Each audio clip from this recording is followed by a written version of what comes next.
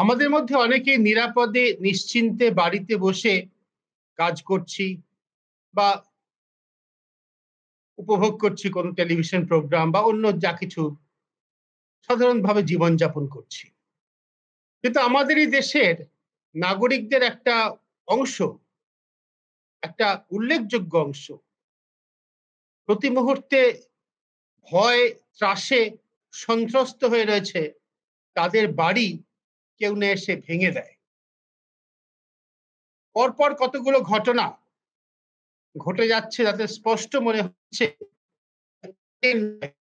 বুলডোজারের রাজত্ব চলছে, বুলডোজারের শাসন চলছে আমাদের দেশে এখন। বিভিন্ন জায়গায় বিক্ষিপ্তভাবে ছড়িয়ে ছিটিয়ে থাকা কতগুলো খবর, আজকে সংবাদপত্রের খবর, গতকাল টেলিভিশন চ্যানেলে খবর, সেগুলোকে আমরা যদি একত্র করি তাহলে তাহলে দেখতে পাচ্ছি সুপ্রিম কোর্টে সোমবার দিন দুটি মামলায় এই বুলডোজারের শাসন, বিশেষ করে বিজেপি শাসিত রাজ্যগুলোতে যে কোনো অভিযোগে বুলডোজার দিয়ে সংখ্যালঘু মানুষের ঘরবাড়ি ভেঙে দেওয়া, ভেঙে দিয়ে তাকে শাস্তি দেওয়া, আইনি প্রক্রিয়ার মধ্যে না গিয়ে সুপ্রিম কোর্ট দুটি ঘটনায় সোমবার দিন উদ্বেগ প্রকাশ করেছে এবং মহারাষ্ট্রের বোম্বে হাইকোর্ট তারা একটি ঘটনায় উদ্বেগ প্রকাশ করেছে এবং প্রত্যেকটি ক্ষেত্রেই সরকারকে এবং বিজেপি শাসিত পুরসভার কর্তৃপক্ষকে নোটিশ পাঠিয়ে জবাব দিতে বলা হয়েছে কেন অবৈধভাবে বুলডোজার দিয়ে মানুষের ঘরবাড়ি ভাঙা হয়েছে। একটি ঘটনা উত্তরপ্রদেশের, দুটি ঘটনা মহারাষ্ট্রে। মহারাষ্ট্রের নাগপুরে আমরা জানি গত সপ্তাহে একটা সাম্প্রদায়িক হিংসার ঘটনা ঘটে। বিশ্ব হিন্দু পরিষদের একটা সমাবেশ, মাইনরিটি ডেমোক্রেটিক পার্টি বলে একটি সংগঠন, মুসলিমদের সংগঠন, তাদের মধ্যে সংঘর্ষ ঘটে, ইট ছোড়াছড়ি হয়, একজনের মৃত্যু হয়, 40 জন অন্তত আহত হয়, তার মধ্যে পুলিশ অফিসার ছিলেন। নাগপুরে একেবারে কেন্দ্রস্থলে বেশ কিছুক্ষণ ধরে সম্পূর্ণ অরাজকতা চলতে থাকে। এই মাইনরিটি ডেমোক্রেটিক পার্টির লিডার ফাহিম খান, তার বাড়ি সোমবার দিন সকালবেলা বুলডোজার দিয়ে নাগপুর মিউনিসিপ্যাল অথরিটি তারা ভেঙে দেয়।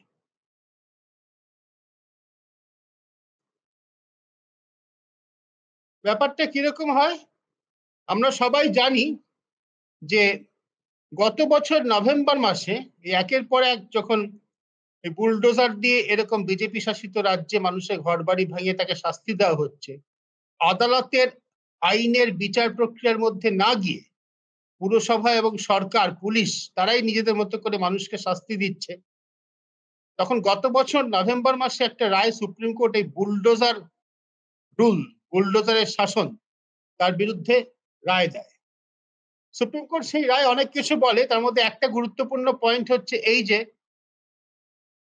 কোনো বাড়ি ভাঙতে হলে, যে কোনো ভাবেই হোক, কোনো বাড়ি, কোনো স্ট্রাকচার, কোনো প্রপার্টি যদি ভাঙতে হয়, ডেমলিশ করতে হয়, তাহলে তার জন্য হয় সেখানকার সংশ্লিষ্ট পুরো আইন অনুসারে যতদিনের নোটিশ দিতে হয় ততদিনের নোটিশ দিতে হবে, অথবা অন্তত 15 দিনের নোটিশ দিতে হবে, যেটা সর্বোচ্চ। অর্থাৎ যদি কোনো পুরসভার এরকম আইন থাকে যে তারা সেখানে একদিনের নোটিশে ঘরবাড়ি ভাঙতে পারে, সেটাকেও নস্যাৎ করে দেয় সুপ্রিম কোর্ট। সুপ্রিম কোর্ট বলে অন্তত 15 দিনের নোটিশ দিতেই হবে। এরপরে অনেকে আশা করেছেন যে সুপ্রিম কোর্টের নির্দেশ বিভিন্ন রাজ্য সরকার পালন করবে, কিন্তু নাগপুরে ফাহিম খানের বাড়ির ক্ষেত্রে কি হলো, তাকে গ্রেপ্তার করা হয়েছিল আগেই, কোর্টেও তোলা হয়েছিল। রবিবার দিন সকাল 10:30টার সময় তার বাড়িতে অফিসিয়ালি একটা নোটিশ গেল যে তার বাড়ির বেআইনি কনস্ট্রাকশন রয়েছে, সেটা ভেঙে দেওয়া হবে। বাড়িটা যদিও তার মার নামে, আইনত কাগজে কলমে তার মায়ের নামে, এটাও সুপ্রিম কোর্ট বলেছিল যে একজনের অপরাধের জন্য তার আত্মীয়, তার মা, বাবা, পরিবার পরিজন, অন্য কারোর নামে সম্পত্তি ভাঙা যাবে না, সেটাও লঙ্ঘন করা হয়েছে এক্ষেত্রে। সুপ্রিম কোর্ট কি বলেছিল, 15 দিনের নোটিশ দিতে হবে। কার্যক্ষেত্রে কি করা হলো, রোববার দিন সকাল 10:30টার সময় নোটিশটি দেওয়া হলো। রোববার দিন আমরা সবাই জানি আদালত বন্ধ থাকে, এবং জানার কথাই যে ক্ষেত্রে যিনি পীড়িত ব্যক্তি তিনি আদালতে যাবেন, তিনি গেলেন বোম্বে হাইকোর্টে। বোম্বে হাইকোর্ট থেকে 2:30টার সময় অর্ডার এলো যে ডেমোলিশন করা যাবে না, ডেমোলিশন বন্ধ রাখতে হবে। কিন্তু তার আগে রোববার দিন সকাল 10:30টায় নোটিশ দেওয়া হয়েছে। সকাল 10:40 150 জন পুলিশের বিশাল বাহিনী পুরো এলাকাটাকে ব্যারিকেড দিয়ে ঘিরে ড্রোন দিয়ে আকাশের উপর থেকে ছবি তুলে খবরদারি চালিয়ে তিনটি জেসিবি মেশিন এনে সে বাড়িটি সম্পূর্ণ ধূলিসাৎ করে দেওয়া হয়, এবং আরেকজন অভিযুক্ত, তিনিও মুসলিম কাছেই, তার বাড়ির একটা অংশ ভেঙে দেওয়া। তো কোর্টের নির্দেশ এসে পৌঁছলো 2:30টার সময়। কোর্টের নির্দেশে যা বলার তা বলা আছে, এভাবে ডেমোলিশ করা যাবে না, 15 দিন সময় দিতে হবে অভিযুক্তকে। কিন্তু তার আগেই যা করার সমস্ত কিছু করা হয়ে গেছে। মহারাষ্ট্রের মুখ্যমন্ত্রী দেবেন্দ্র ফডনবিস তিনি অবশ্য বলছেনই যে এই ধরনের হিংসার ঘটনায় অবশ্যই তার লক্ষ্য শুধু একটি পক্ষ, যারা ক্ষতি করেছে, সম্পত্তি হানি করেছে, তাদের থেকে সমস্ত কিছু আদায় করা হবে, এবং ন্যায় বিচারের জন্য বুলডোজার ব্যবহার করা হবে। একথা রাজ্যের মুখ্যমন্ত্রী বলছেন, এবং পুরসভা, বিজেপি পরিচালিত পুরসভা অক্ষরে অক্ষরে পালন করছে। 24 ঘন্টার নোটিশ দিয়ে, 24 ঘন্টা রোববার দিন সকাল 10:30টায় নোটিশ দিয়ে সোমবার সকাল 10:40 বাড়ি ভেঙে ফেলা হচ্ছে। এটা গেল একটি ঘটনা, এটি বোম্বে হাইকোর্টের ঘটনা। সুপ্রিম কোর্টে সোমবার দিন দুটি মামলায় এই ধরনের বুলডোজারের শাসনের বিরুদ্ধে সুপ্রিম কোর্ট মত প্রকাশ করেছে, তীব্র ধিক্কারজনক মত প্রকাশ করেছে। উত্তরপ্রদেশের প্রয়াগরাজে 2021 সালের ঘটনা। সেখানে এরকম কার্যত বিনা নোটিশে, আইন না মেনে ঘরবাড়ি ভাঙা হয়েছিল। তার মধ্যে আইনজীবী আছেন, কলেজের অধ্যাপক আছেন, এরকম মানুষজনের ঘরবাড়ি ভাঙা হয়েছিল।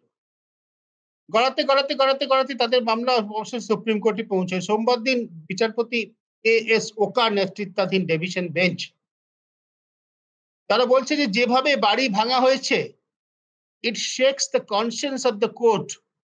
এতে কোর্টের বিবেক বিচলিত হয়েছে। এবং কোর্ট কি বলেছে যে কনস্ট্রাকশনটা লিগ্যাল কি ইললিগাল এর নিষ্পত্তি না হওয়া পর্যন্ত যাদের বাড়ি ভাঙা হয়েছে তারা নিজেরা আবার সেখানেই বাড়ি বানিয়ে নিতে পারবে। অর্থাৎ যে ডেমোলিশনটা করেছিল সরকার এবং পুর কর্তৃপক্ষ মিলে, সেটা সুপ্রিম কোর্ট সেটাকে নস্যাৎ করে দিয়েছে, বলেছে বাড়ি বানিয়ে নিতে পারবে। অবশ্যই একটা শর্ত আছে, যদি শেষ পর্যন্ত আইনি প্রক্রিয়া পরে দেখা যায় যে বাড়িটা ইললিগাল ছিল, তাহলে কিন্তু সেটা মালিককে নিজেকে ভেঙে দিতে হবে। পুর কর্তৃপক্ষের বক্তব্য ছিল যে আমরা তো নোটিশ লটকে দিয়ে এসেছি বাড়িতে, যেটাকে অনেকে আইনি ভাষায় নোটিশ বলেই মনে করে। সুপ্রিম কোর্ট বলছে না, ওটা নোটিশ নয়, আইনগত বৈধভাবে নোটিশ দিতে হবে, যাতে যিনি নোটিশ পেয়েছেন তিনি নোটিশ পেয়েছেন বলে জানা যায়, সে ট্রান্সপারেন্ট হয়, স্বচ্ছতা থাকে তার মধ্যে, এভাবেই নোটিশ দিতে হবে। ফিরে আসি আবার মহারাষ্ট্রের মালহানে এবছরের সিন্ধুদুর্গ জেলায় 23শে ফেব্রুয়ারি ছিল ভারত পাকিস্তানের মধ্যে চ্যাম্পিয়ন্স ট্রফির খেলার ম্যাচ। সেই ম্যাচে চলাকালীন 14 বছরের একটি ছেলে নাকি ভারত বিরোধী স্লোগান দিয়েছিল। এই অপরাধে তার পরদিন 24শে ফেব্রুয়ারি সকালবেলা তার বাবার টিনের ছাদারা সামান্য বাড়ি এবং কাজের জায়গা, কারিগরের কাজ করতেন, সেটাকে ভেঙে ফেলা হয়। এক্ষেত্রে সেই পুর কর্তৃপক্ষের যুক্তি যে তারা আইন মেনে কাজ করেছে। স্পষ্ট প্রমাণ রয়েছে, পাবলিক ডোমেইনে রয়েছে যে স্থানীয় বিজেপি এমএলএ তিনি পুর কর্তৃপক্ষকে অনুরোধ করেন যে ওই ব্যক্তিকে তার সন্তানের অপরাধের জন্য, নাবালক সন্তানের অপরাধের জন্য দৃষ্টান্তমূলক শাস্তি দিতে হবে। পরদিন বুলডোজার দিয়ে বাড়ি ভেঙে দেওয়ার পর ওই এমএলএ মহেশ রানে তার নাম, তিনি পুর কর্তৃপক্ষকে অভিনন্দন জানান, ধন্যবাদ জানান। এখন সুপ্রিম কোর্টের দ্বারস্থ হয়ে ওই ব্যক্তি হয়তো আইনজীবী পিটিশনে বলছেন যে সম্পূর্ণ রাজনৈতিক চাপে রাজনৈতিক নেতৃত্বকে খুশি করার জন্য পুলিশ প্রশাসন পুর কর্তৃপক্ষ মিলে একটা বেআইনি কাজ করেছে। আগের একটা 14 বছরের ছেলে, নাবালক ছেলে, তার যদি সে কিছু ভারত বিরোধী স্লোগান দিয়েও থাকে, তার অপরাধে তার বাবার বাড়ি ভেঙে দেওয়া হলো পরদিন সকালবেলা। সুপ্রিম কোর্টের স্পষ্ট নির্দেশ ছিল নভেম্বর মাসের যে গত বছর নভেম্বর মাসে যে রায় বেরিয়েছিল, 15 দিনের নোটিশ দিতে হবে, আত্মীয় পরিজনে বাড়ি ভাঙা যাবে না। এই সমস্তগুলো পদে পদে লঙ্ঘন করা হচ্ছে। শুধু লঙ্ঘন করা হচ্ছে না,